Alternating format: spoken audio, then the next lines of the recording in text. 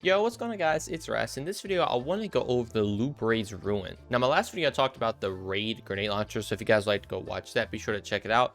And in these videos, I just want to talk about the god rolls that you can get on them, because a lot of these raid weapons are insanely strong, going to be best in slot in pretty much every aspect of the game. All the raid weapons are indeed craftable. We do know that there are going to be adept raid weapons that come out. I don't know if they're craftable or not, so in these videos, I'm only going to talk about the ones that we are for sure that are going to be craftable. So like I said, in this one, we're going to be going over the brand new raid Glaive. So if you guys do enjoy, would like to see more videos like this, be sure to stick around and let's just jump right into it. So the raid Glaive is very cool just in general because it looks really sick, but it can actually come with some really good perk combinations. So typically when you use a glaive, you're kind of going to use it for the melee ability, and then you occasionally are going to do the ranged attack with it.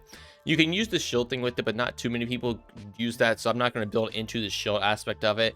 So starting off, I honestly would probably just recommend taking a handling masterwork or the handling frame when you can craft it. This is just going to give you additional plus 10 handling, which can be really good, obviously, if you need to swap to it fast or anything like that. And having really good handling on a close range weapon is just always nice, and always has been Destiny. I also recommend just taking a major spec so you can for sure kill majors. But getting over to the perks, the first thing I would definitely recommend taking is probably going to be the tempered trust rod. This is going to reduce your reload speed and range, but honestly, range and reload speed for this specific one doesn't matter too much. Range in general in glaives, like I said, you're using them close range anyway.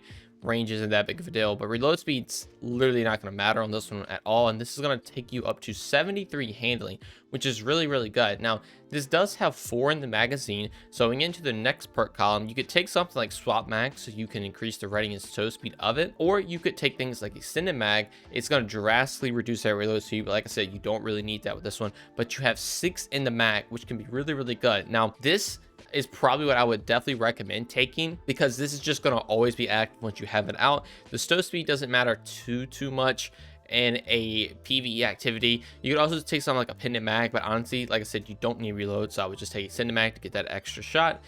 And literally, like, range and stuff doesn't really matter at all, same as Alloy magazine. So extended mag is probably going to be the best in slot right here, just to make general playtime even easier. But getting into the next column, we have turnabout, tilting at windmills, killing wind, steady hands, grave robber, immovable object, and sleight of hand. So out of all these perks, one of them is very good, obviously, but the other ones, you can do some interesting things if you want to build into the shield mechanic of it, but I honestly just would never recommend that.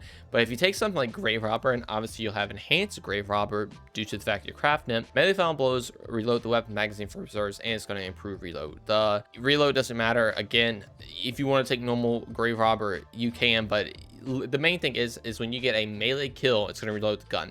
Now, currently in the game, as I'm making this video, there is a bug with some of these melee interactions not working correctly, but when these do get fixed, every time you get a melee kill with the glaive, it's going to reload the magazine. So you can melee shoot, and you literally are never going to have to reload the glaive at all, which is really good just from this one perk. But to help with that, we get into things like the next column. We have unrelenting, wall spring, unstoppable force, surrounded, bait and switch, vorpal weapon, and swashbuckler. So vorpal is probably appealing to some people if you're trying to, take down a bigger target, but honestly, I would use something else other than a glaive. Surrounded's also really good since you're going to be up in there and just being able to kill everything. If you take something like surrounded spec, this could also be really good.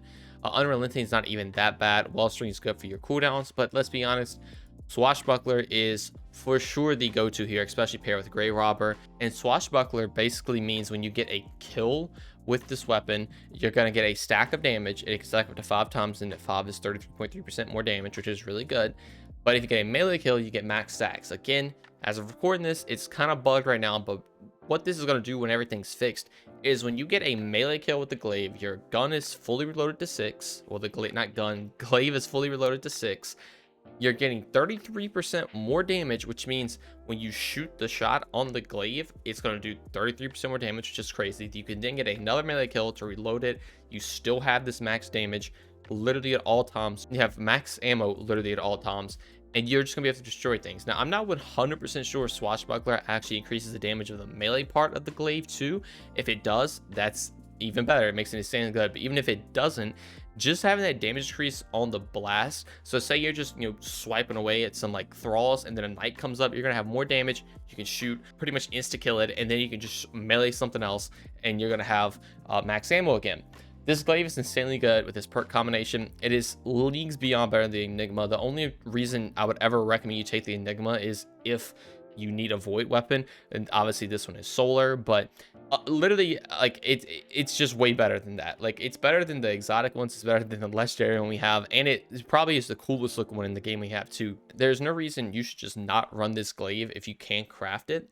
And again, eventually there will be an adept version, which will make it even better. And if you can't craft the adept version with enhanced traits, you're gonna be able to do some crazy things with this. And by the way, the enhanced buff for Swashbuckler says this weapon gains increased damage for an improved duration from melee final blows and defeating targets with this weapon. So the Swashbuckler that you would normally be used to just lasts a little bit longer, which is really good because you're gonna have more uptime on literally everything I've already talked about in this video. So that is pretty much the Lubrae's Ruin, the brand new glaive. It is insanely strong. If you really want a good glaive, you really need to do the raid and try to farm for this, be able to craft it, and you're gonna get some crazy fun out of this weapon. Obviously glaives aren't like the greatest thing now and, like, you know, in-game PvE content, but they can be pretty good, especially with suppressive glaive, and this is definitely one you're going to want to have. But that's going to do it for me. If you guys would like to see any more god roll gods, be sure to drop a comment down below and I will get right to them. But thank you all so much for watching, and I will see you in the next one.